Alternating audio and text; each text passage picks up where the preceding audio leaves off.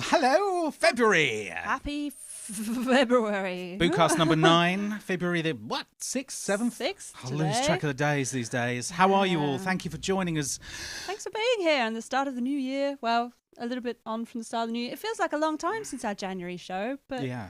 Was it a long time or is January just long? January drags, really does drag. Yeah, how did you all fare with Blue Monday? Oh, it's funny. Sometimes Blue Monday rolls around without me realizing because I don't go on Twitter and stuff. And I'm like, oh, man, I don't feel great today. Actually, to be fair, I don't even know why I know that.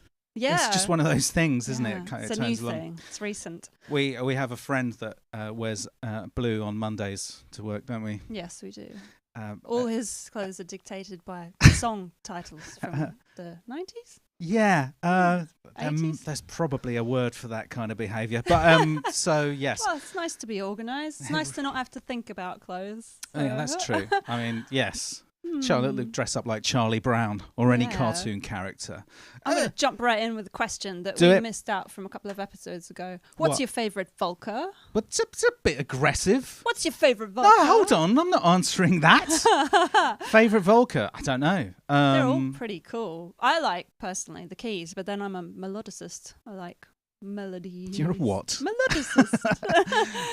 I really like the Volker drum that we got a little while ago. Yeah, that is cool. I haven't had to play with it, but yeah, they're good. We don't have them all. We haven't had them all. We've got a friend who's been through quite a lot of them. Yeah, when you say been through quite a lot of them, that I think he's still got them. It's working his way through them all. Actually, I've got the Volker keys are in the attic at the moment. They don't take up much space, but I thought we'd clear some space. Yeah, we've been refining the studio space. It's still, being sorted, but that's because we were quite busy this month. First of all, we had our compilation album came out on the 20th of January. Yes. Thank you so much to everybody who's bought it. It was very exciting having that come out and appear at Norman Records. I keep putting interstitial noises in between everything you're saying. I'm going to shut up. That's okay. I like the affirmations. It's nice. Good. Thanks for all of you who supported us and bought that. It's quite nice. And it was interesting to hear your responses to the mastering and the new format and the way it had been put together. It was a hit with some people, less of a hit perhaps with others. But I mean, we both wanted to let someone else have a go at mastering it because I mean my ears. I mean, I'm deaf above 3K basically, and I thought it might be nice to let a young person with proper hearing do it all for us. So it gives them a cohesive, different feel from the other albums. They've all got different feels as well. So. Well, yes, they do, and also it's the only place you're going to be able to get a physical copy of Nightclub Mishap and Service Economy. So that's the only place that's going to be physically available. So well done, thank you. It was great. It was. I think Finley was impressed. Yes, you impressed him. You did. You impressed us as well. I mean, you always do. Thank you. So we've been kind of promoting that this month. You probably noticed lots of posts on our social media of photos from the archives over the past 10 years. And we were also preparing for the BBC introducing session, which was fantastic fun. Yes, it was really nice to do it. We had done it once before and it was a bit less fun that time. This time we had a lot more fun. And we did do you want to move on to the setup technical thing? So we had a revolutionary thing with the setup, which we've talked about on our Ampled page already. But basically... No, let's lead into this. Okay, we will. How many of you have wireless in-ear monitors? They're pretty pricey. They're generally sort of 600 to, I mean, depending on how high-end you want to go. You can spend thousands on them to get that sorted. Every time we're about to do a live show, I check the prices. I'm like, maybe this time... No. Because, I mean, wherever we play, I mean, we don't have our own sound person, and we basically turn up at a place, and generally whoever's doing the sound has never heard us before. So there's that, and then there's also you're at the mercy of the sound guy with what you hear on stage, and there have been plenty of times. I would say that good half the times we've been on stage, I mean, it's literally it's almost impossible to hear what's going on. Yeah. Which for me is pretty difficult because I'm having to trigger things and get things in time and banging samples out, and you want to be precise. So if you've got this low end mud going on all over the place, everything becomes a bit amorphous and you can't quite hear where anything's happening. And if it's really bad, I mean, it's all smeared and smudged all over the place. So I'm off my mic tonight. Shocking. Likewise for me, if I can't hear myself, it's very hard to track my pitch because I can't gauge where I am, and that's always horrible. And it's really difficult when you can't hear.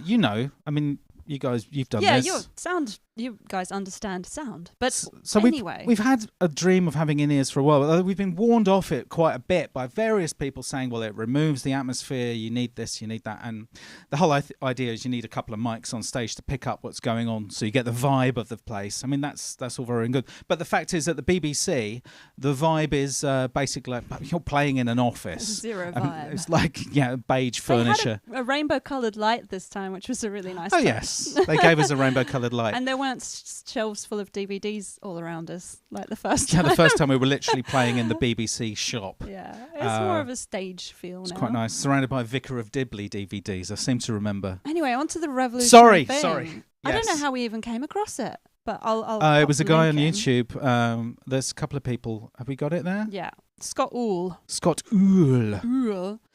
So he's a guy who's created a wireless in-ear monitor setup for under $100, he says. I think it's about $120, using wireless guitar transmitters. Those things. And there's loads of them on the market. How much were these? $37.99. $37.99. And these ones, if you hold it up to the screen again, you see that they are 5.8 gigahertz.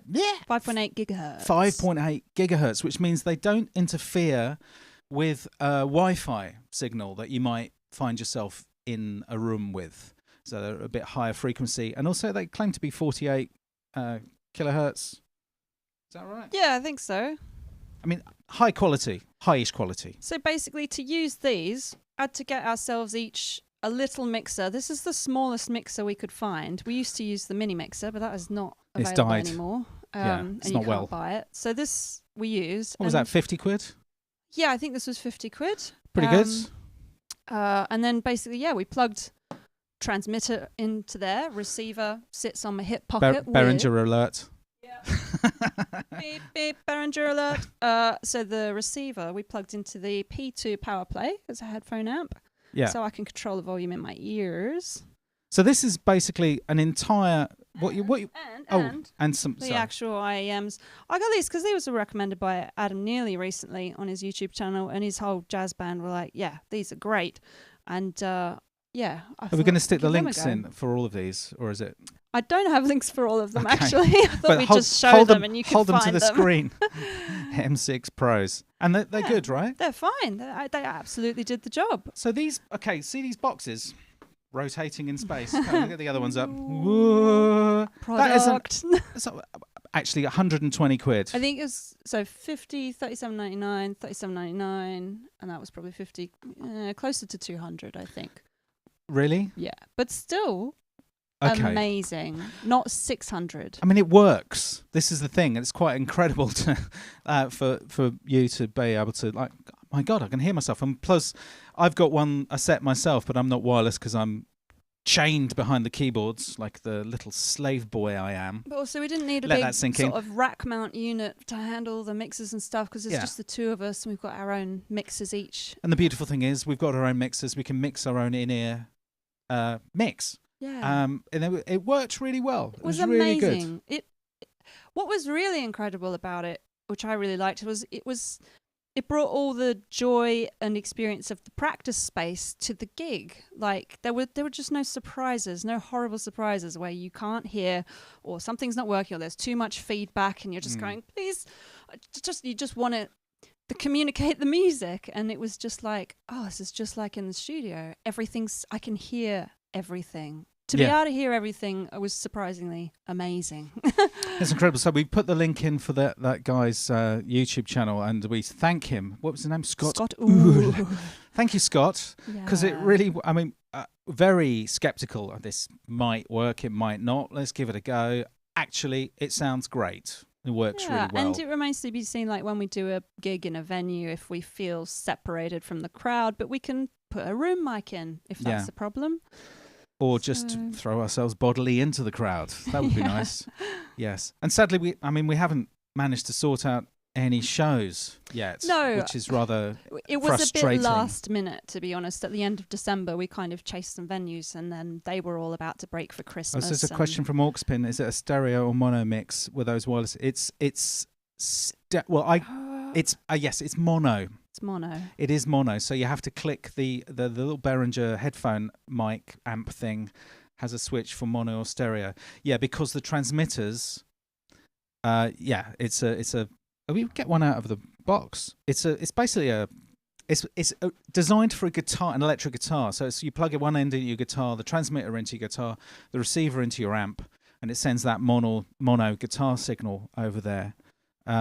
Fold out jack there. Very nice. Do that again. Could you just do that again? Yeah. It's quite stiff. It's not that kind of show. That's exactly what I was hoping would happen. So it's like that. Every direction I point it is inappropriate. Yeah, but yes, the transmitters, it's mono, sadly. But I mean, it's good enough. Yes, misses. Thank you. Yeah, you're absolutely right. Apologies to anyone who's watching with young children, or if you are young children. We'll try and keep it clean from now on. No promises.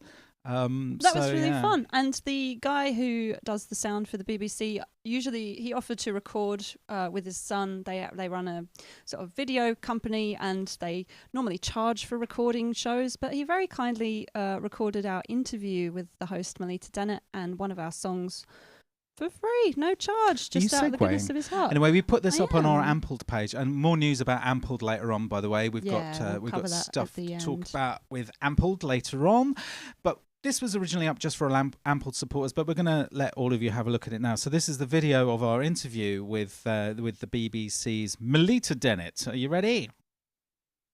Yes. Oh, good. You listen to BBC Introducing in Sussex and Surrey with Melita Dennett. Really pleased to say that Bridget and Chris from Battery Operated Orchestra join us now in the studio. Thanks so much for coming in. Hello. Pleasure to be here. It's a pleasure to have you here. First of all, I've got to ask, because our text line has been going ballistic with people stateside. How do you have such a huge American following? And I can't believe you're kind of hopping on the boat from New Haven just to pop over to America. Where have they all popped up from? It's a good question. I have no idea. I really don't know. I think there's kind of the synth pop scene has a small but dedicated following, and word gets around about the bands. Yeah, totally. I mean, we're quite a small band locally, but I mean, globally, there's people all over the place. Yeah. It's a strange thing, isn't it? I don't know. I think you're one of the biggest bands in New Haven. It has to be said. Yeah, that could be true. I wouldn't be so sure about that. There's a lot of musicians New in New Haven's Haven, up and coming, you know. Well, no, I do play it. There other New Haven acts are available. As a band, you are totally DIY. Everything you do, you make all your videos yourself. Yep. You do all your merch, all your music. Why have you gone down the DIY road? We see it as a holistic sort of thing. We're massive control freaks. And we're control freaks. But with how the many whole videos have we made? Process, it's about 36, I think? 36 music videos, and that's not counting all the other little bits and bobs we've done as well. So that's a lot of stuff. We enjoy it. It's the whole creative process. Music is intertwined with visual art for us, and video is part of that, and making the CDs by hand is part of that. Totally. Although it's becoming a little bit tricky now, because selling more and more units means make more and more units, which means your fingers are going to start bleeding very soon and you're going to have to put aside a month to make this one. So I think we may be coming to the end of that part of the DIY. We'll probably start splitting it, some handmade and some manufactured. Right. Okay. Now you do your regular BOOcast, which is your podcast. Tell us about that. Yeah. Well, we started this BOOcast just simply to document the recording of album number 5. Yeah, count them. And so we started doing that, and we've gone on to basically become like Blue Peter with synthesizers. Yeah. And not only following that, we've just ordered some Boo Peter badges for our followers. In fact, if you do something nice for us, you get a Boo Peter badge. and they're going to be great. But yeah, it's once a month, first Monday of every month. And we just give advice, well, not advice, but how we've done stuff over the years, from making CDs and T-shirts to how we've set up our studio, how we do our live rig. Yeah. And hopefully it will be helpful for other people. How to do PR. How to do PR. So this DIY is something bands have to do. Most all bands, nobody has a clue how to do this kind of thing. Tell me about it, yeah. Yeah, we kind of shared everything we've learned in the last 10 years. You have to wear many hats when you're doing it all yourself. It's not easy. Hopefully it's useful for people. Yeah. So you've got a new compilation album coming out on Go2 Records on this Friday, isn't it? Tell us about your compilation. It's tomorrow. It all came about. That's going to be more sticking and posting. Yeah. No. This time it's not down it's to not us. in our hands, because we met this lovely guy called Finley Shakespeare at Superbooth in Germany. Right. Now, Finley Shakespeare is a fantastic electronic musician in his own right, and he's also a designer of synthesizers. He just made the Malevolent. If any of you out there are synthesizer fans, you'll know what I'm talking about. Or you're going to get all nerdy on us now. Oh, yes. But he's started a label called Go2 Records, and he just got in touch with us. We were thinking, it's 10 years. We need to do something special. We need to do a compilation. We need something special to mark this. And we didn't get around to it because we're too busy making new stuff. Finley phones us up and says, would you guys like to put something out, maybe a compilation? And we just went, well, clearly we have to do this. Yeah. So that's happening tomorrow. So he's mastered it. It's all professionally done. It's made by someone else. We didn't touch a single... We did design it. We did design it, yeah. But it's going to be in Resident Records tomorrow, and it's available on Bandcamp and everything. We've got to drop them into Resident tomorrow, by the way. So okay, well, that's all right for people in Brighton, but your fans in America have got to wait a little bit longer. Well, they've already ordered quite a few of them. Yes, they've got the deliveries. It's also on Norman Records, and you can get it on Bandcamp as well from the Go2 Records page. So you only release your singles on Spotify, so for full albums, Bandcamp is the place to go for. Yeah, we basically don't really want to support Spotify because apart from their unfair distribution... Steady on, Brie. Well, I mean, we don't want to BBC. stop people from listening to us. It's a difficult balance to strike. You want people to access your music, but Spotify, apart from their unfair distribution of royalties, are kind of actively destroying the music industry in a way. They're turning it into sort of mood music for advertising purposes. They're killing the culture a bit. And they're giving millions to Joe Rogan. I mean, you can see what they're more interested in. They're not really interested in music. So Bandcamp is your platform. Definitely. You ask people to pay as well, because people really should be paying for music, shouldn't they? Yeah, I mean, we do have some free pay what you want ones, which you can pay $0 for if you want, but people tend to pay over the odds, which is really lovely. Yeah, we're the same. I mean, if we really love something, we want to pay for it, and I think everyone feels that way. I think this myth that people want everything for free is a load of rubbish. I actually believe that people, if you can and you want to, you will pay for something that you care about, especially if you're directly supporting the artist. And we have such a personal relationship with all of our fans because of this over the years. Like, we know the people who've been supporting us from the very beginning, and it's really special when we get to send those CDs to America and be like, well, it's going to Connecticut or wherever. Hello to you guys over there on the other side of the pond. Yes, thank you. Can't wait for you to tour America and Australia as well. Oh, wow. We better start saving. Yeah, God, those places are a long way. They could just pay you, can't they? Yeah. So tracks tonight, we've already heard Nightclub Mishap, which is out with an amazing video that I mentioned. We've heard The Sea, we've got The Getaway and Fairy Tale. Are they available at the moment? Yeah, so they're all available on the compilation, which is coming out tomorrow. Yeah. And everything except for Nightclub Mishap is available on different albums on our Bandcamp. Yeah, but if you've never bought anything by us, you should go out and get the compilation. 17 tracks, handpicked by our fans and ourselves and Finley Shakespeare, mastered by Finley Shakespeare, and it's a bit of a sort of, it's not even a singles collection, it's sort of the tracks that moved people the most collection, and it's all in there. 11 quid, come on. Go for it. Bargain. Chris and Bridget from Battery Operated Orchestra, thank you so much for joining us on BBC Introducing. Looking forward to your next couple of tracks as well. Cheers. Thank you, Melita. Thanks, Melita. Callum, let's catch up with that old text line because we've got some love for Boo on it. Yeah, there we go. So that was the BBC interview we did with Melita Dennett, and it was a lot of fun. Yeah, it was great. Really good. And okay, so yes, the Boo piece of badges.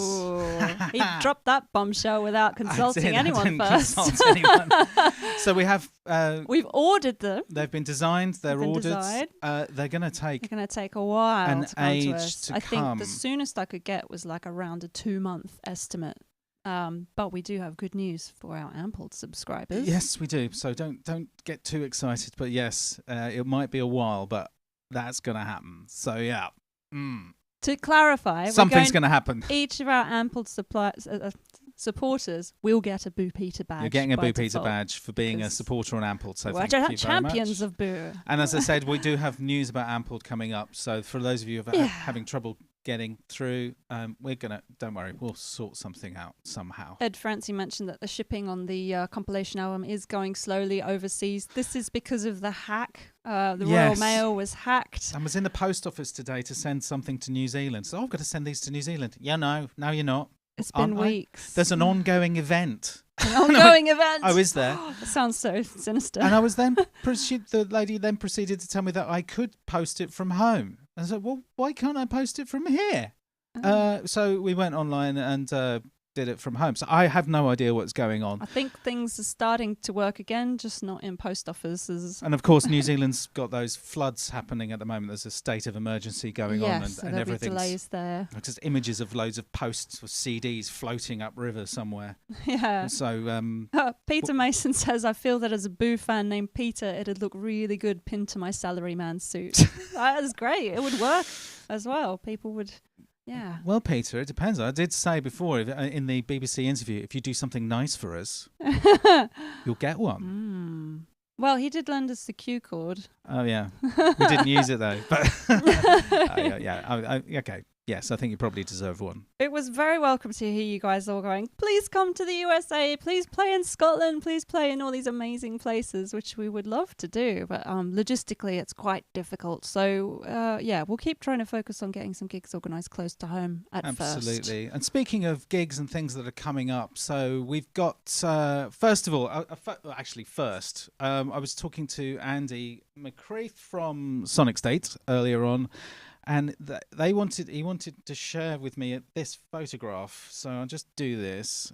And this is, believe it or not, a new release. It's by Graham Audio. This was designed for the BBC, never released. There's the Sonic State studio to show you the size of them. In the front of these massive drivers, there's an audio lens. It's described as, and basically all the guys at Sonic State have fallen in love with these things. They're sort of aimed at the audiophile market, but there's a good chance. Well, hopefully there's a chance that it will end up in the professional audio market as well. But the way Andy was describing it, he was saying that the lens, the audio lens, basically means that, from what I understand, you know how when you're in front of monitor speakers and you move your head slightly, you get all that phase stuff where the bass comes in and goes out like that. He said that kind of doesn't happen with these. It's sort of it's so well spread and balanced that the focus is just there. Like witchcraft. Sounds like witchcraft. Yeah. And it's quite an amazing thing when you just have a look back at that. I mean, I love it. I mean, so you can see the old BBC technology there going on. It's all bolted together and beautiful as well, aren't they? Put the wide shot on again. How big are they? There you go. They're sort of, you can see there. Whoa. That big? Yeah. Half a door. We were very lucky last year, and it was April. We went to Southampton University, actually to pick up your chair. Yes, my saddle chair. From Andy. But we got to go into the anechoic chamber where Graham Audio were basically designing the crossovers for another set of monitors they've made. It was really interesting seeing these people doing their craft and making these machines, that tweaking it, like handcrafting it. That monitor is completely hand built. It's not going to be cheap.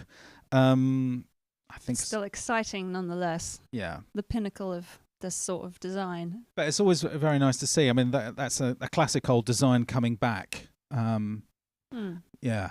Yeah. That was fine. I think I found out about the BBC bump there, the EQ bump. There's a little bump and then it goes down a bit and up.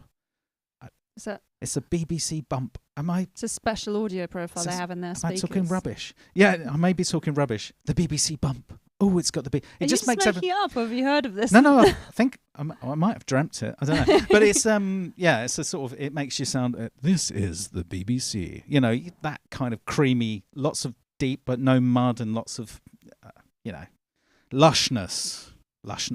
But anyway, speaking of Sonic State, the next event we want to plug is this, which is the Sonic State EMOM number 2, which is coming up on the 11th of March.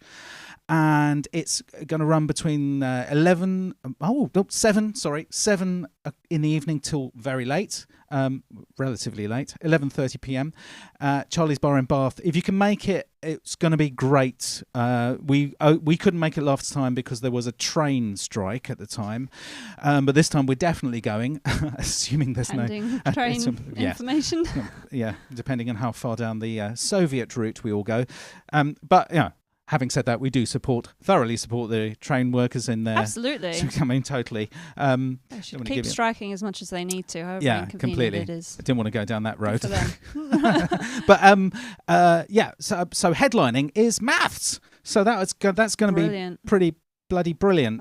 We saw Maths supporting Utopia Strong. And boy, that guys can make banging. chunky stuff happen in your ears. It's really exciting. Also, stuff. If speaking of like banging techno, and if you saw the first EMOM, you would have seen a band called Altonen play during that. Yeah. It's Martin Swan from Vile Electrodes and Technomatic have formed a group together, and they are playing next Saturday in Hastings at the it's at the Atomic Techno Night at the Trinity Townhouse. I'll pop a link in there for you. And nice you can, one. Check that out if you're in the area. Unfortunately, I'll be in Australia, so I'll miss that one. But It sounds like a pretty good night. Wait, what? Yeah, it's all right. I'm going tomorrow. What? Sorry, I thought you knew. What? I did know. No, good. I felt really bad. Yeah, Altonen, absolutely brilliant, blistering, dark loveliness. Wonderful sound, escape, excitement. Yeah. Other events. Well, early bird tickets are available now for Super Booth. Super Booth, yes. So it's on May 11th to 13th at Fez in Berlin. And there's going to be loads and loads of people there this year because all the difficulties have evaporated. Hopefully they'll stay that way.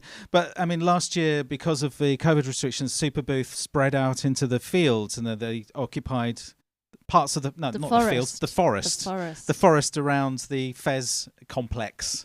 And I think, as far as I know, they're going to keep that and they're going to still fill it up. So there's lots of space. It's a beautiful place. If you've never been, really recommend it. The atmosphere is it's not like anywhere else. It's special. It's I would describe it as more like a festival sort of experience, really, because you get this sort of amazing community. It's a special community, and everybody really comes together. Sorry, I keep saying community. Communities. I had a magical moment. I had a couple of ales, but I remember I was sat outside eating Wurst, as you do, and Kartoffelsalat, delicious. Oh yes, very nice. And I looked mit Senf, yeah. And I looked across the crowd, and so Tom Carpenter was there, and who else was it? Janis, maybe? It wasn't Janis. George? No. Do you know what? I should have remembered. A legendary synth developer. Yes, it was Dave Smith. I think it was Dave Smith. Tom Oberheim, and there was someone else there, and I just moved my head like this, and I lined up their heads. Synthy planets. I had they're all sort of less hair than I have. I'm not being rude, am I? But it was like 2001. You know the bit where the planets are doing this? Ba ba ba. Titans of Synth. Tom Carpenter, Dave Smith, and a third synth designer who I'd forgotten just sat outside. It was a beautiful moment. I kept it to myself. That's lovely. What an idiot. It's full of special moments like that. It's full of special moments. Able to go is worth it. If you're able to, really definitely recommend special. it. Unforgettable time, beautiful vibe. We're definitely going. Yes, it's on this year. It's finally, on. Oh, it's on. 3 year. We were last there in 2019. Yeah. So it's Super Booth, something very much to look forward to there. Yeah. I should mention there was one other radio interview that we did this month for Dandelion Radio, and they have a really cool feature where they do something old, something new, something borrowed, and something blue. And we had to pick 4 tracks on those themes. And if you want to hear our blue choice, blue being rude, dirty, dirty, dirty. I will put the link for that. There's a sort of Mixcloud link there if you want to listen to that. It's a really good show. I listen to the Dandelion Radio show from Gareth quite a lot because he plays a lot of good new music that you wouldn't hear anywhere else. Just so I'm able to read. So Culture of Ghosts, thanks for that. Dave got a mention at the Grammys. I didn't see that. So that is lovely. Oh, that is great. See that. I mean, the co-inventor of MIDI and the designer of the Prophet 5, the first programmable polyphonic synth. I mean, we actually did meet Dave Smith, but I was too shy to go up. Bridget went up and shook his hand, and I sort of hovered on the edge going... I did feel a bit silly. I was just like, thank you. Thank you so much. Yeah. He was very gracious. He's obviously used to that sort of thing. Absolutely. So, yeah. Speaking of great synths. Just thinking Dave Vangelis and Fletch. Yeah, I'm just thinking there's the list of people that we've lost is quite... It's shocking. Big. Well, it's going to get bigger every year because there are all these legendary people and time keeps passing. Yeah. Maybe we should have a pause for a second. Is it Synth of the Month time? Yes. Oh, God. Okay, so this is a big one. I've put this off because my tiny brain and stupid fingers are not really capable of doing this kind of stuff. So I'm doing this... it's a foolhardy gesture. But here we go. Synth of the Month. Please try to forgive me.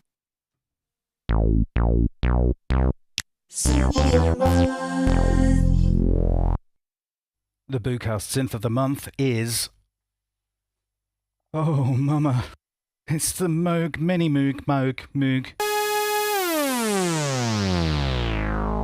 Okay, everyone knows the story of the Minimoog, so all together now.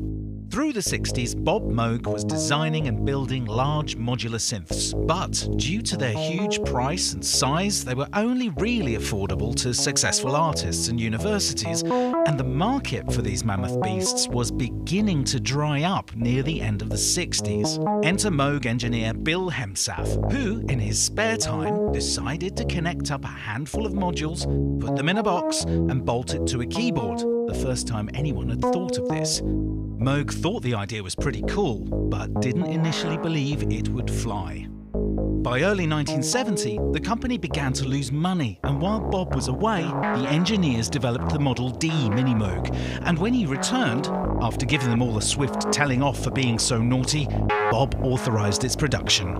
And the rest is music history. The first synthesizer to be sold in a music store, the first to be affordable to normal human beings, and the first synth portable enough to go on tour. It found its way into the music of Stevie Wonder, Parliament, Chick Corea, Herbie Hancock, Keith Emerson, Kraftwerk, Tangerine Dream, Gary Newman.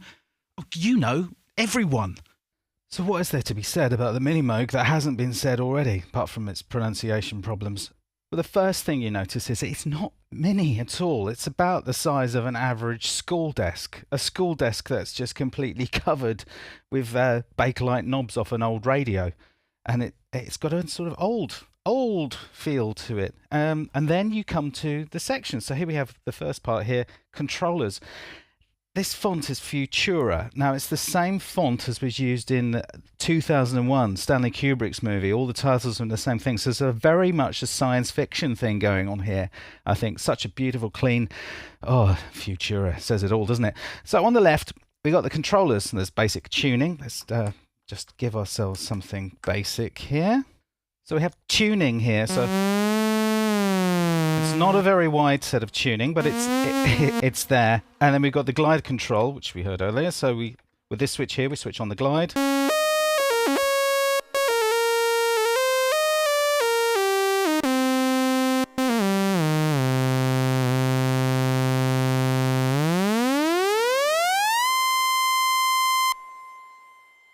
Classic. And then we've got some modulation stuff here. Now, this is the reissue from, was it 2014? Can't remember. So we've got a little bit extra here. So this version of the Minimoog has an extra LFO. Before this iteration, you had to use oscillator 3, which can still be clicked into low frequency mode. In fact, they all can. But here we've got a choice of an LFO or noise, filter envelope, or oscillator 3. So we can get some fairly interesting stuff.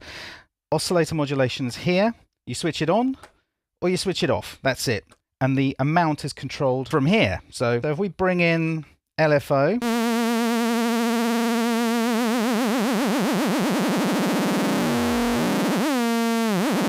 goes pretty fast.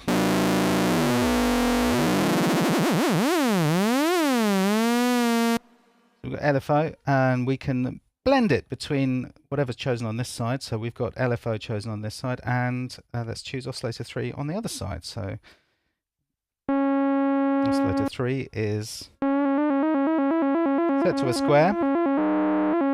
Obviously, we can go right up into audio.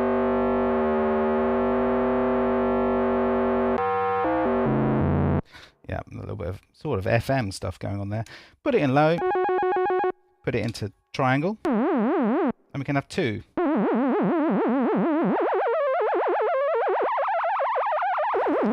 So for what on the face of it is a very simple modulation section, we've just got on and off. Well, we're already making something vaguely interesting here. Another thing with the LFO is if you pull this knob, whoop, it turns into, let's bring that all the way back.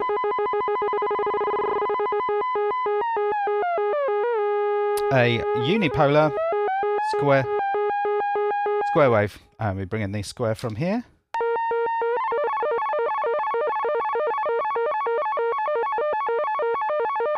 So these controllers, the modulation mix also flies over to the filter, which we will come to in a second. But again, there's an on and off. There we go. And you get to, I'll turn the oscillator mod off for the moment. So we can modulate the filter with these sources here. Choice of 2, blend between one and the other.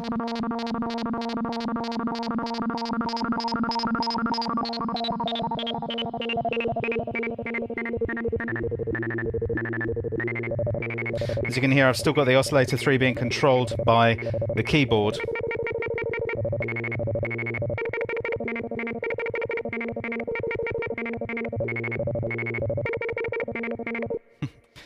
But you can disconnect it from the keyboard. Anyway, there we go. But as you can see, so that's quite a limitation, because we're setting the amount of modulation from the mod knob, and it's the same for pitch as it is for the filter, and these are either on or off. So pretty nice. I mean, come on, how can you not say that's nice?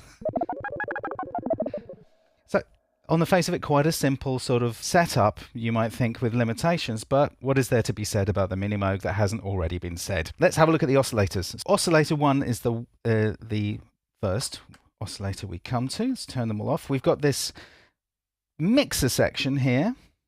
So I'll go with the mixer and the oscillator. Look at that font. Come on. Jupiter Mission. Yeah? You know what I'm talking about. So with our oscillators, we have, let's bring up the cutoff. So we have a lovely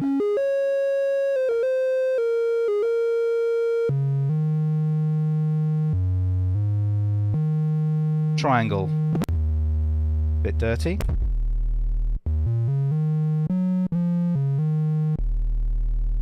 And yeah, you can hear that. I think these are a bit in need of a clean.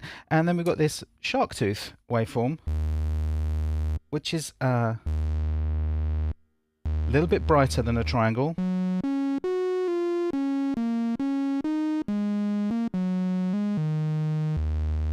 But not as bright as the sawtooth.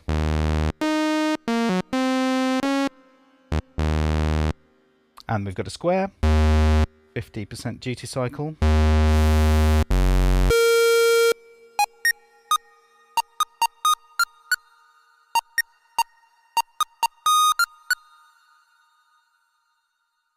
%, I think. I think this is 10%. More nasal. And the pitch range, we can go from low, which is right in the clicks, up to 2 foot.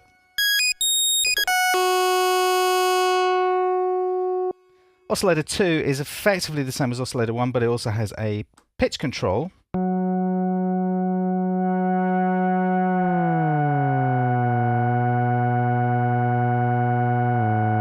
goes to minus 7. I think this needs to be calibrated.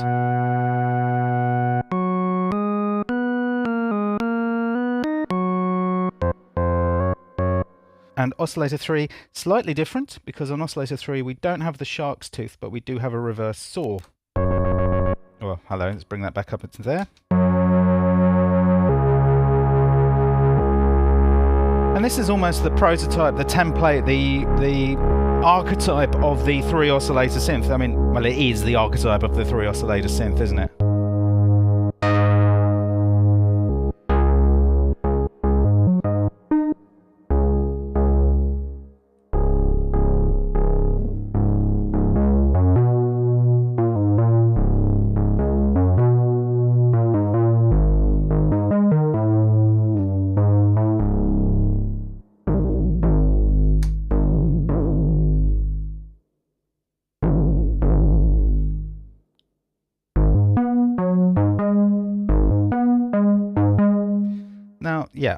So those are the 3 oscillators. Yeah, I said we can get oscillator modulation on or off with this switch.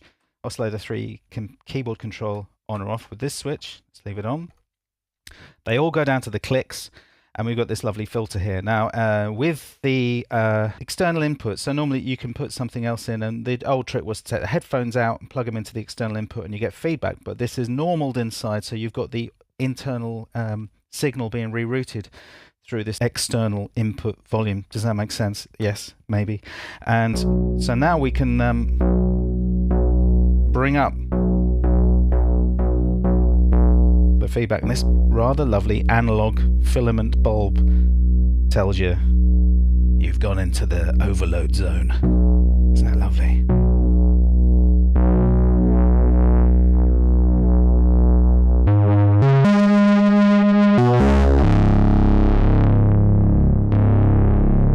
It goes right into like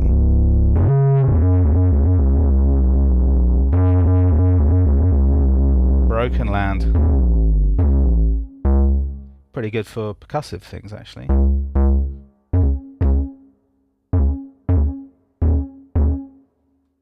Bring up the noise. Oh yeah, we've got noise, white and pink.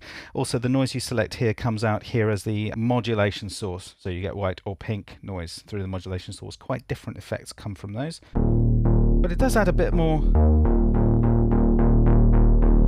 thump and beef. I mean, historically, and here's the part of the story everyone knows, they overdrove the filter by mistake. There was a calculation error, and it's about 10, 15 dB over, and that's where the Minimoog gets its warmth and its character. But this even pushes it further because you're sending everything back through it again. So warmth, warmth, warmth, warmth, warmth, warmth. Oh yeah. Yeah. And over to the filter, the ridiculously over famous ladder filter. Here it is. Let's turn this off. Let's just hear a saw. Oh, let's have a fifth.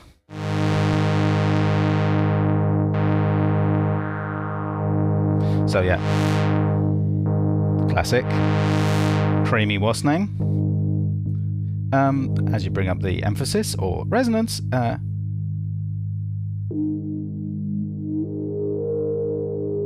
but it's beautiful, but we lose an awful lot of. You can hear the low dropping off. But it is possible to get a lovely, just hear it singing.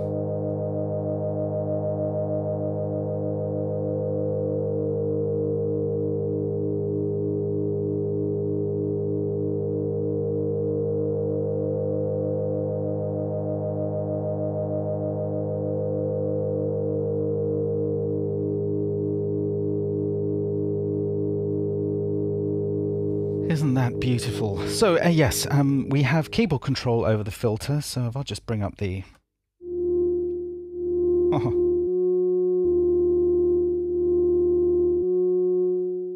This is the trouble with this synth. Everything you do sounds good. Right, let's listen to the filter.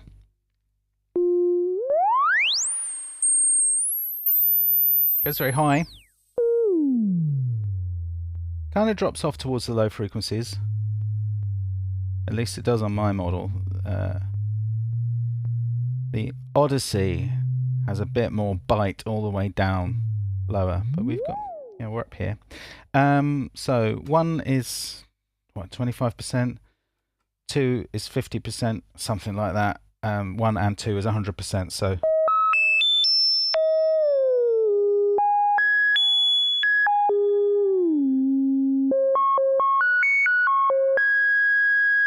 So we can play the filter, but with a little bit of careful playing, you can get some really beautiful.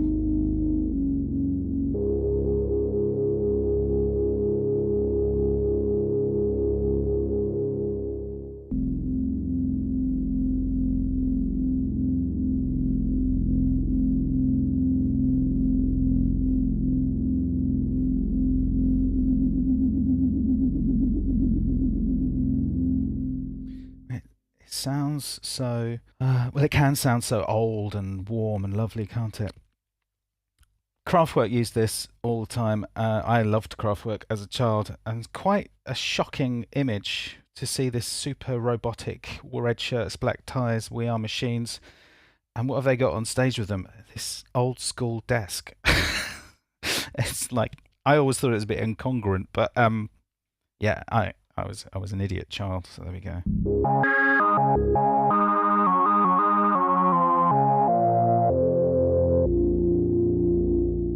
Okay, so that's the filter, and we've got attack, decay, and sustain. And the decay, it actually means release, this decay here, is controlled by this switch. So it's, 3-stage, so the decay is the same time for decay and release. Already a problem. Smart way of doing it. And then finally we got the volume control. And very helpfully, you can turn the output off so that while you've got your headphones plugged in, you can program the next sound and click it out like that.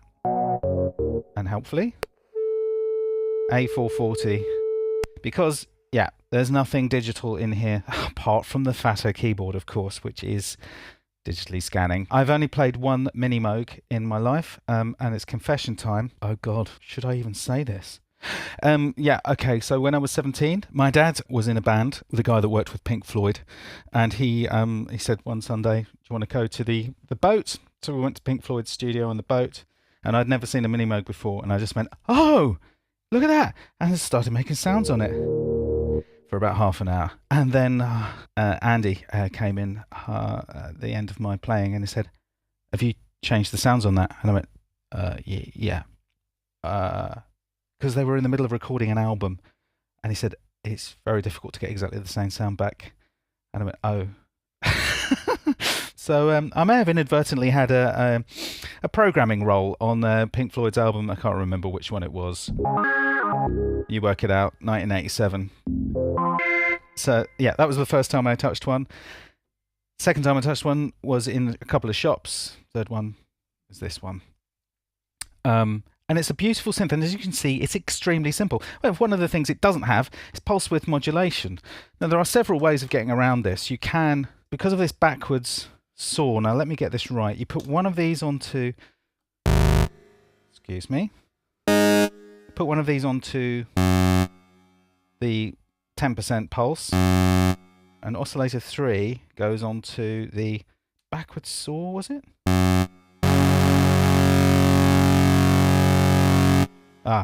Tune them at the same place.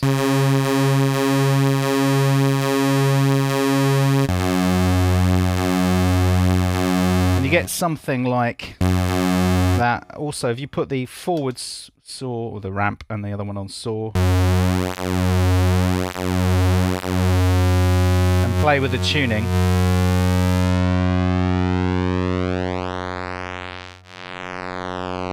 you do get a little bit of something.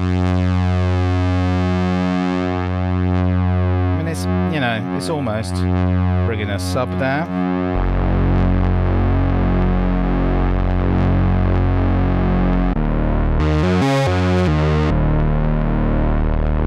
got the overload on.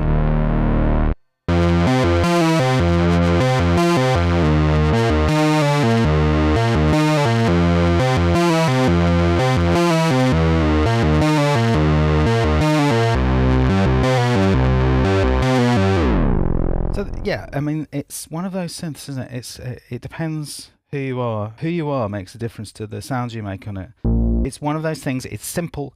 Everything, just about everything, sounds great. You can make quite complex, crazy sounds with it.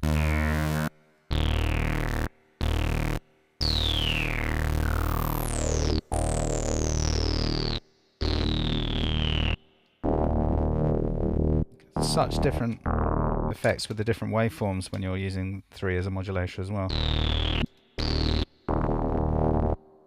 What it really does is it makes you want to touch it, play it, mess around with it, and it really gives up the goods. It's quite, I mean, it's a very simple synth, but it can surprise you with its sheer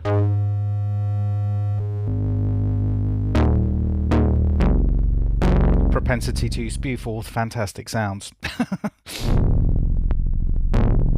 Quite expensive. I've never actually played the Model D by Behringer. I did see some reviews at the time. I thought, cool, that's pretty close. So maybe it is.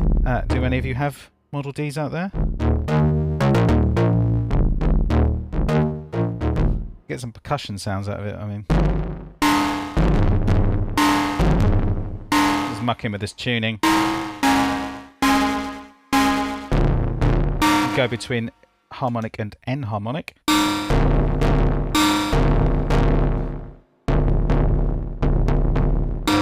Oh, another thing you can do is with the reissues, we have these extra bits on the back.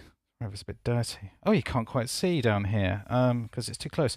But there is a way of patching velocity to the filter. So let's just do that.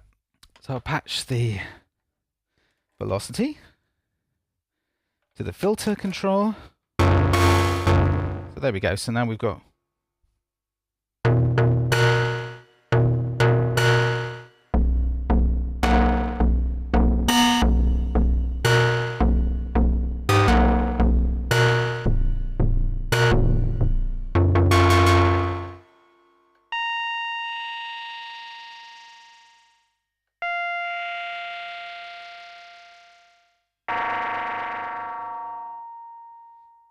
It is a pity that we don't have an envelope to control the amount of oscillator modulation or filter modulation. So it would be nice to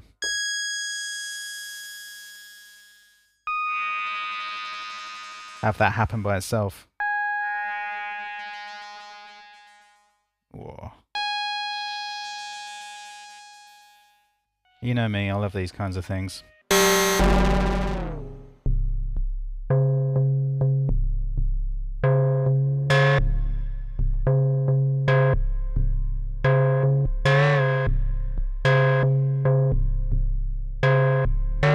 Hey, that's great. Cool. Brilliant. All right. That's the Minimoog. Moog.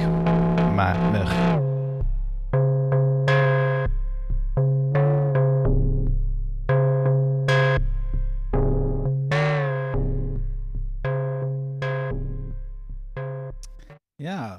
So there we go. That was the Minimoog. Exciting. Wagyu mentioned Scott from Canada says there's a new Moog raffle up for one signed by Geddy Lee, which might be a nice way to get hold of one, because he also said the price of the new reissue has doubled, which I can believe with the chip shortages and everything. And also Moog, they manufacture everything in the US, right? It's all US people. So I'm not sure. I believe they do. I think that's one of the reasons Is that true? why all the so components dear. and everything. Well, they don't manufacture all the components, but they're assembled in the US, unlike most synths. But yeah, see, something that goes to my head. dear.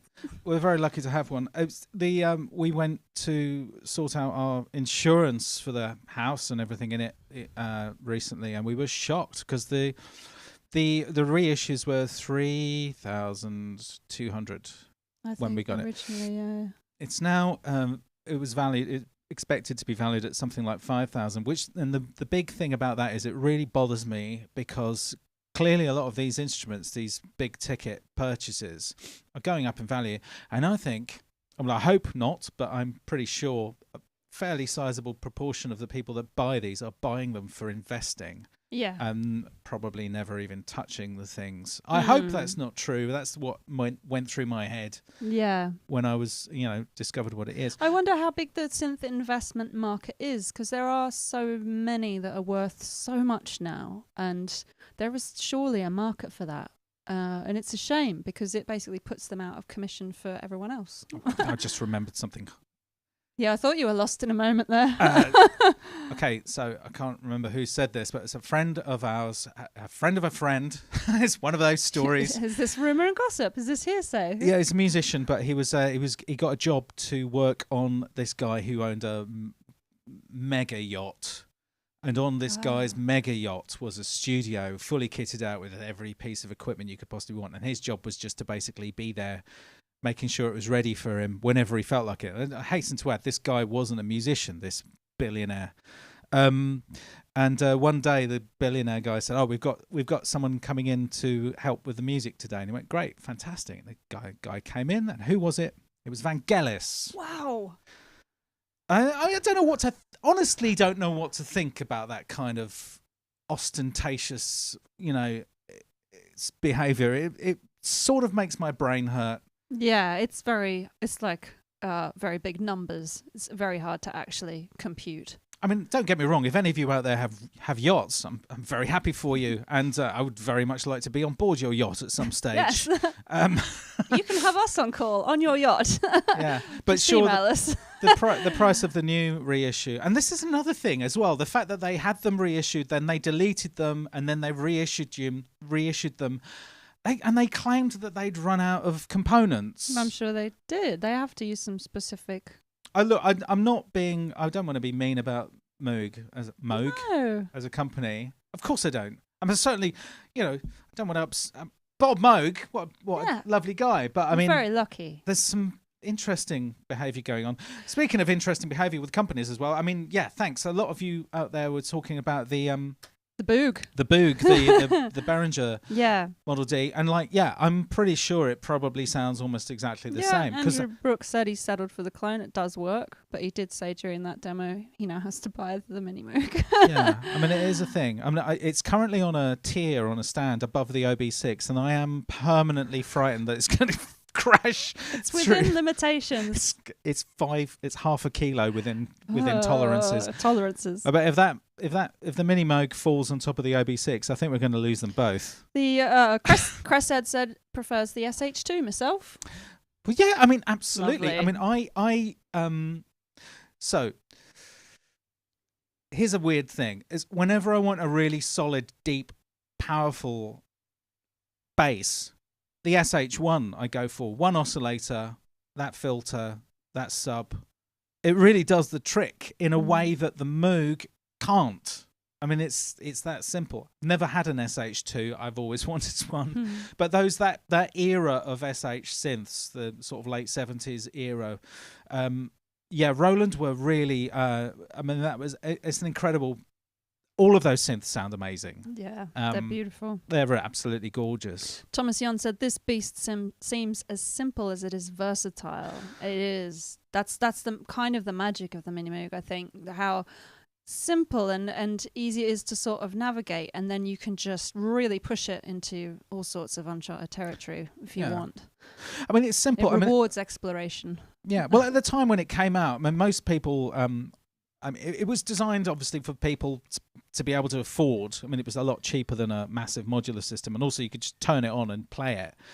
And it was generally for, beer-addled, hairy rock stars who probably didn't have a clue what they were doing, hopefully. I mean, that's who it was for. And so everything that's there is just instantly easy to see, and there is something to be said for that, the shortness of time between an idea and actualization, is that a word? Yeah.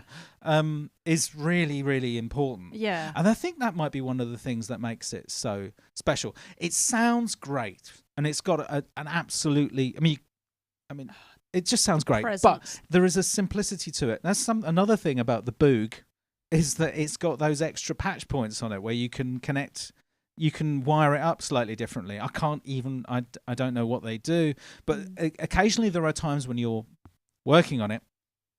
Yeah, as I said, I was going, I wish there was another envelope where I could fade in this modulation so that I could just do this rather than have to be there working it. You very much have to play the thing. Even if you've got a sequence running and you want something to happen, you've got to play it along with the sequence. Maybe that's the thing that makes it so beautiful. I don't know. Thomas Young also said, have you seen the Adrian Utley demo with the strange pedals? I don't know. We did see an Adrian Utley in his studio. Was that Will Gregory? I've definitely seen Adrian Utley playing the Moog. And Will Gregory played the Moog at the Sonic State at DB's, the Live at DB's, the place where we played in Bristol. Yes. It's from about 4 years ago. I haven't seen his strange pedals though. I'm not sure. We might have seen pedals. it. I can't remember. I've definitely seen a few. I have to check our YouTube history. I mean, it is great to put the thing through effects. I mean, it's just the simplicity of it is like that's the beauty of it, actually.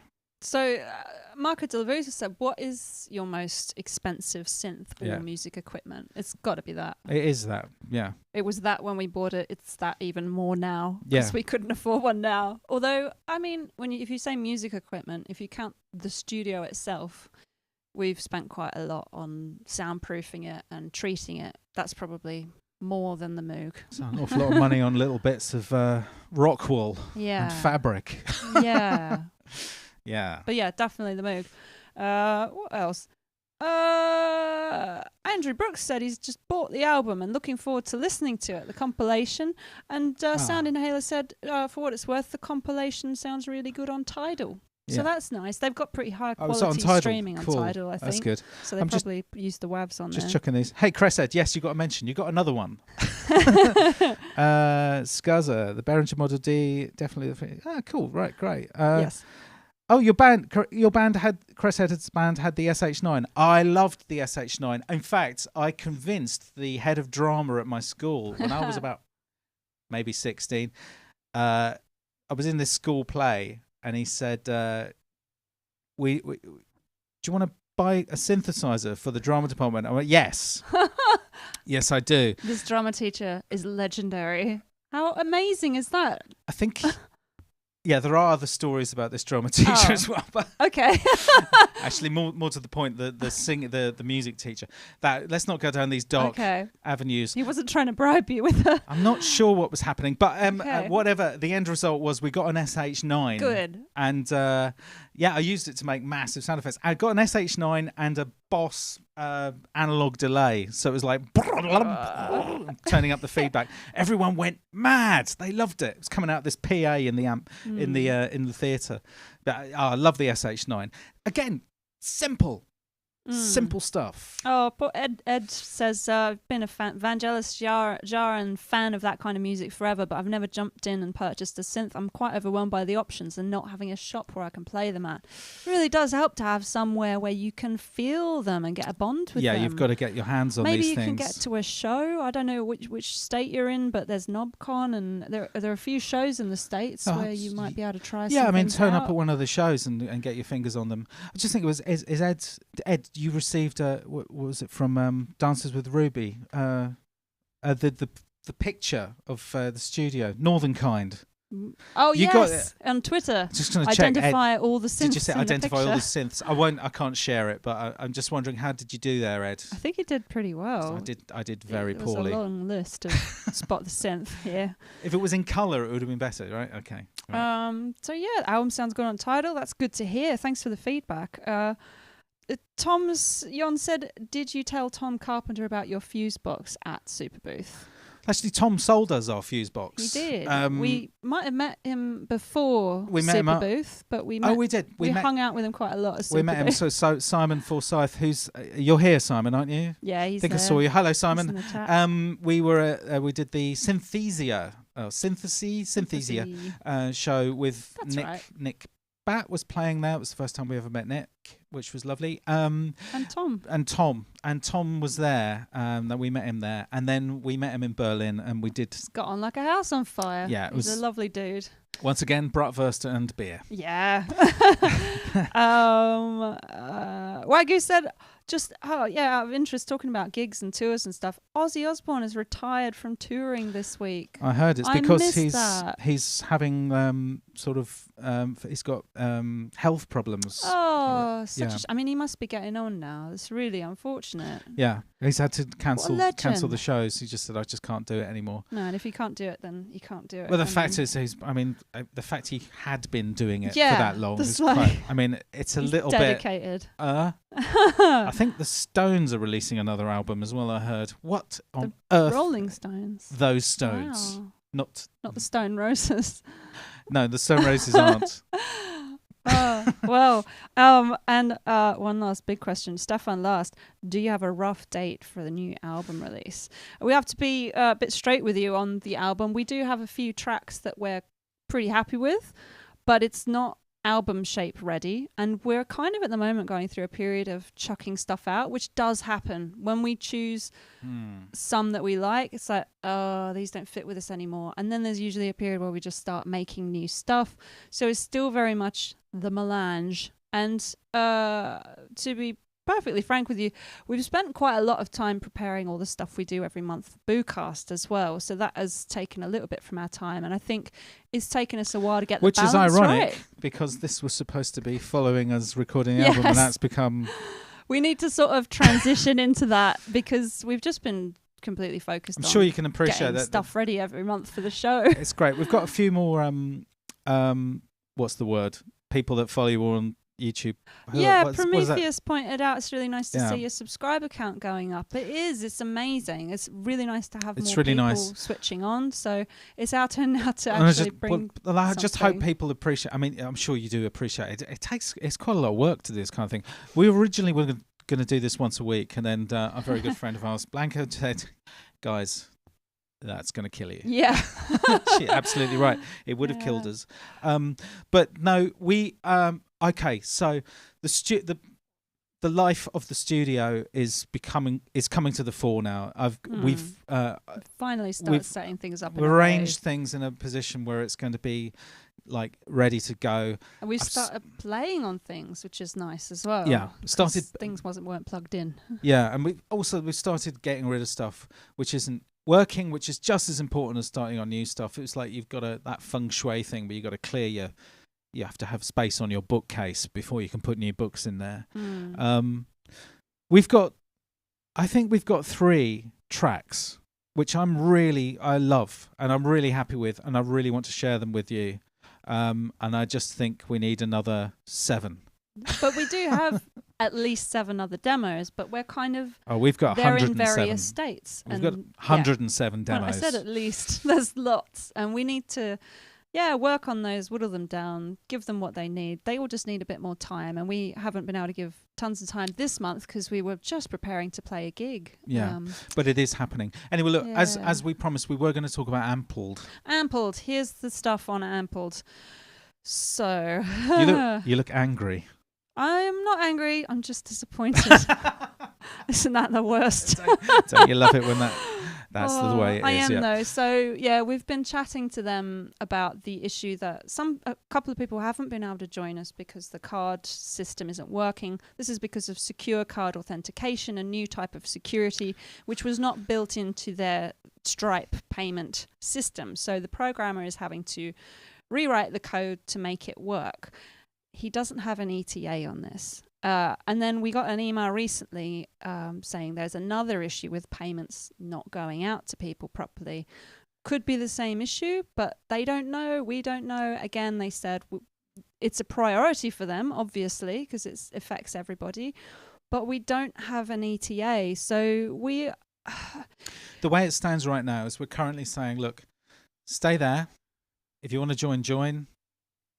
Everyone on Ampled is going to get a BOOpeter badge. Yeah, we'll get your addresses at some point.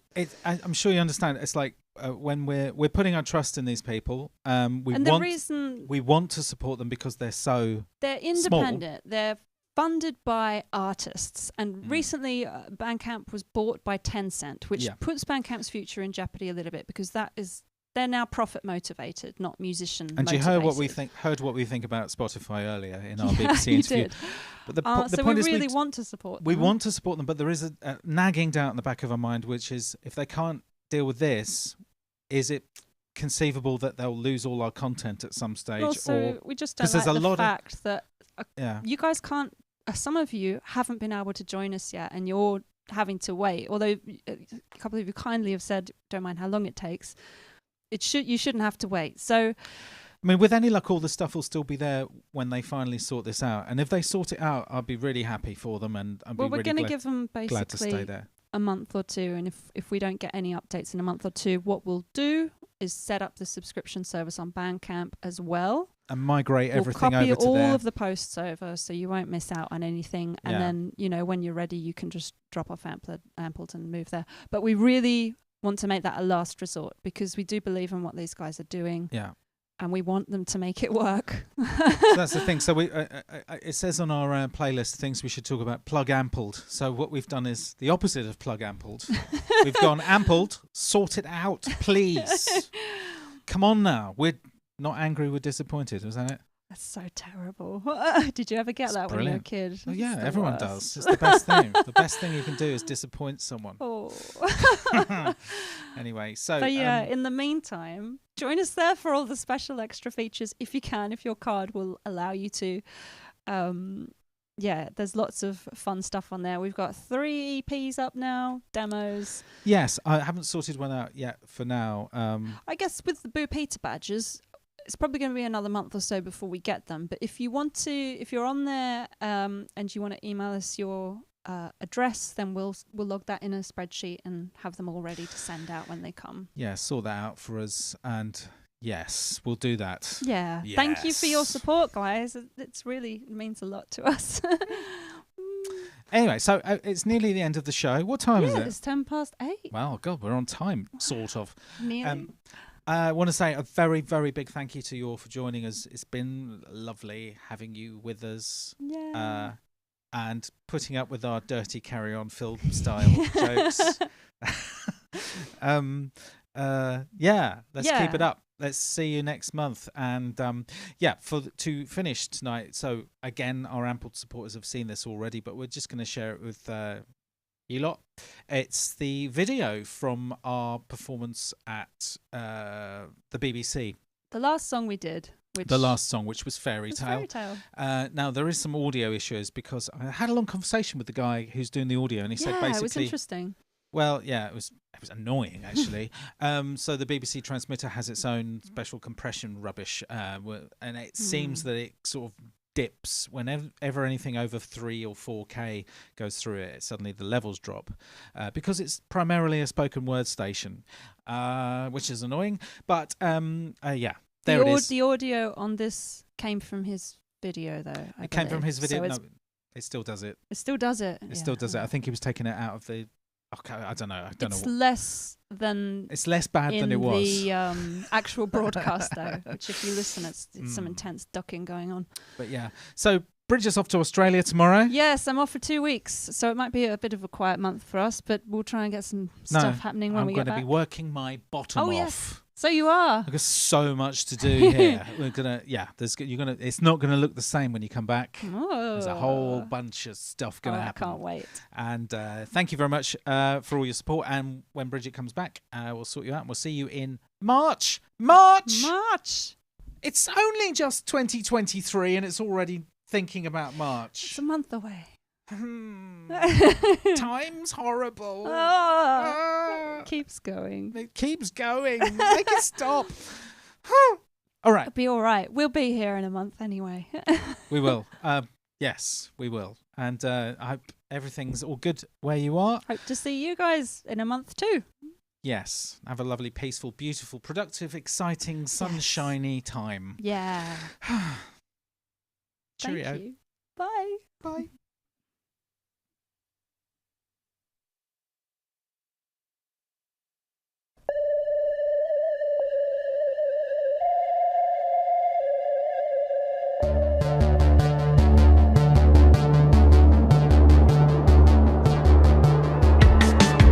In the darkest corner of the outer spiral arm,